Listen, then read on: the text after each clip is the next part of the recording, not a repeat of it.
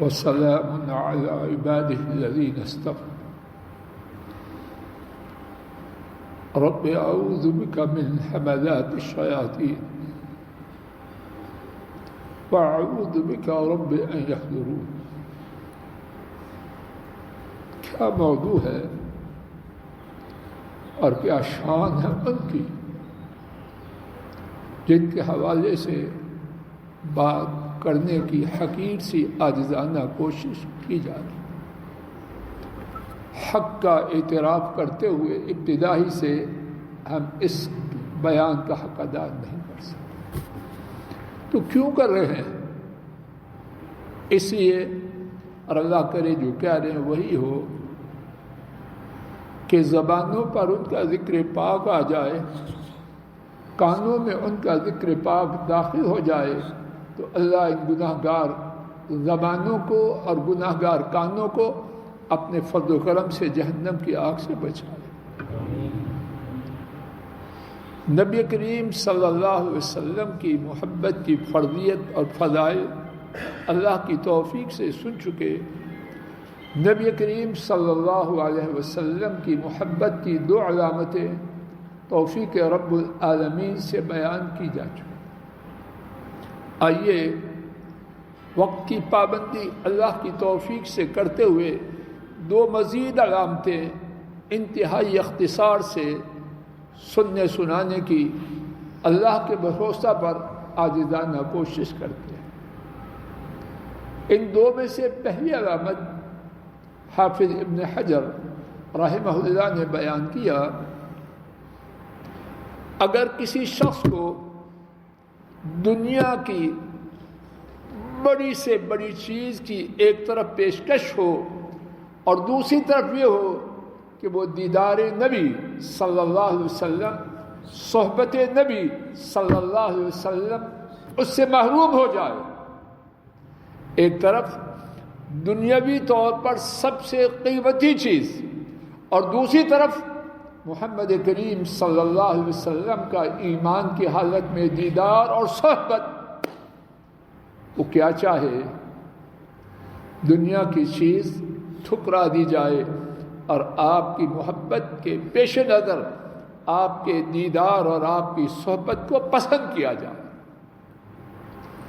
فرماتے ہیں اگر یہ بات ہے تو حضرت صلی اللہ علیہ وسلم کی محبت ہے، اگر نہیں تو کچھ بھی. کیا فضل الہی آپ ایسے ہیں؟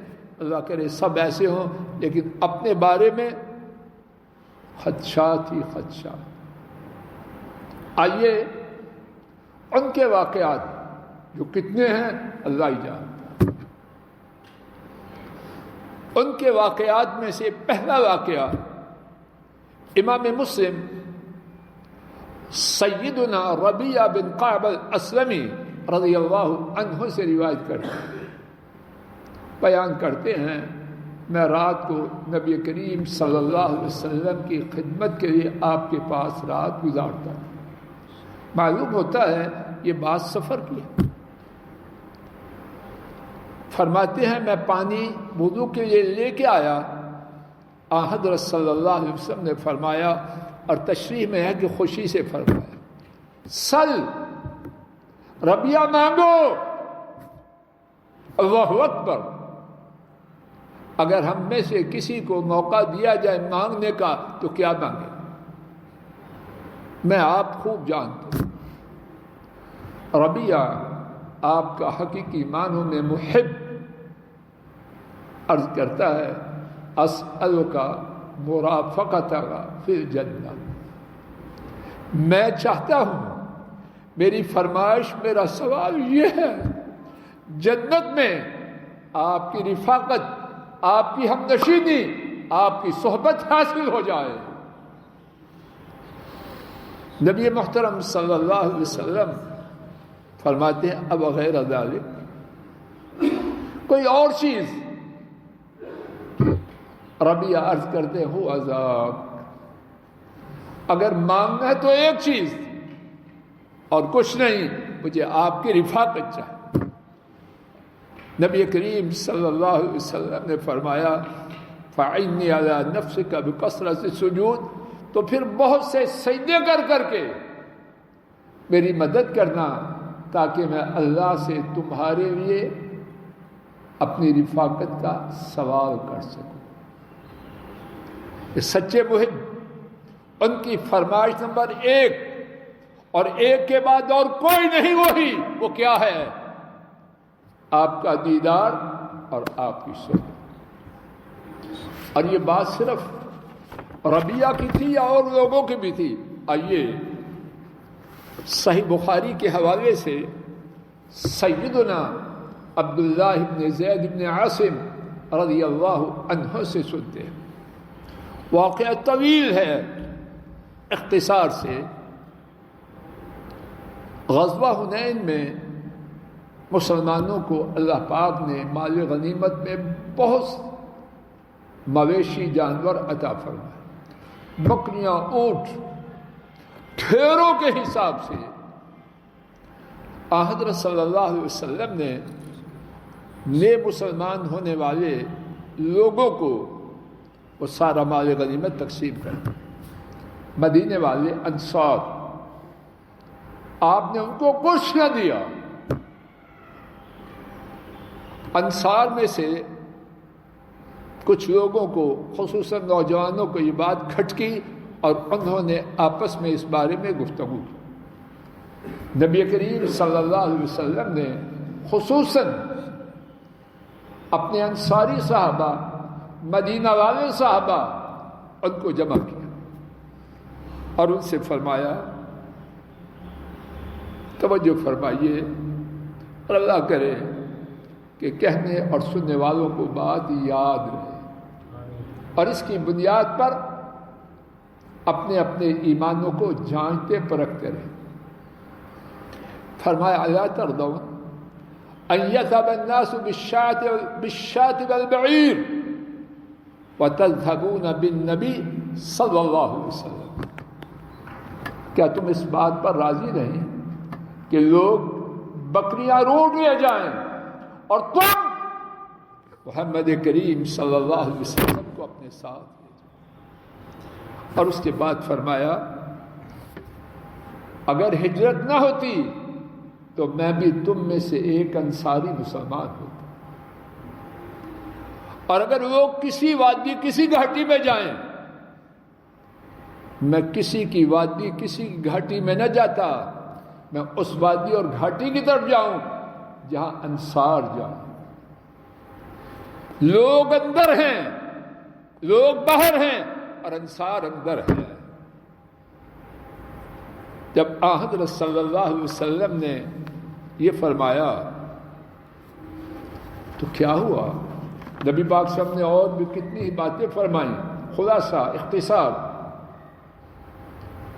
عبداللہ ابن زید ابن عاصم رضی اللہ عنہ روایت کرتے ہیں، فبق القوم حتی اخضلوا لحاهم، انصار انہوں نے رونا شروع کر دیا، خوشی کا رونا کہ ہم کتنے خوش نصیب ہیں، لوگ بکریاں اور اونٹ لے جائیں اور ہم اللہ کے رسول کو لے جائیں۔ اتنا روئے کہ ان کی داڑیاں ان کے آنسوں سے تر ہو گئی، اور انہوں نے، یہ بات تو تھی آنکھوں کی، اپنی زبان کو، پاک زبانوں کو بھی حرکت دی اور کیا کہا؟ رضینا برسول اللہ صلی اللہ علیہ وسلم قسما وحدا، تقسیم میں ہمارا جو حصہ بنا اور اللہ نے جو ہمیں نصیب عطا فرمایا، ہم اس پر کس چیز کو پسند کیا؟ مال مویشی، بکریاں، اونٹ، یا محمد کریم صلی اللہ علیہ وسلم؟ اس بارے میں ایک تیسرا واقعہ، اور وہ بھی انتہائی اختصار سے۔ امام بخاری نے عمرو بن میمون سے روایت کیا، جناب فاروق رضی اللہ عنہ انہیں زخمی کیا گیا، شدید زخمی، ایسا زخمی کیا گیا کہ وہ ان کے اس کے بعد زندہ نہیں۔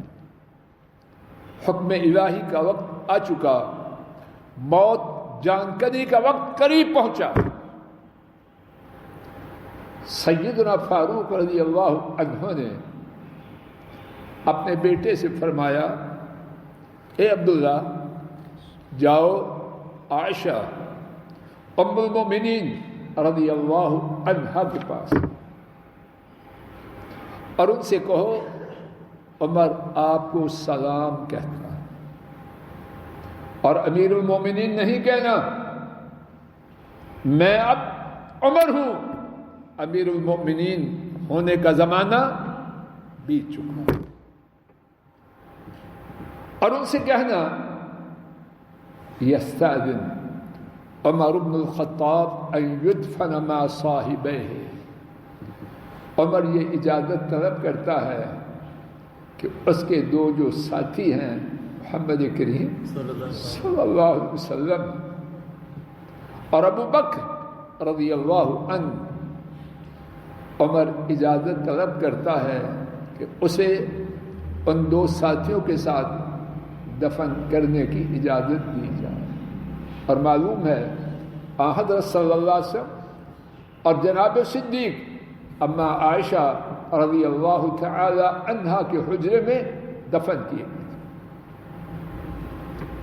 اما عائشہ رضی اللہ عنہا جواب میں کہتی ہیں، یہ جگہ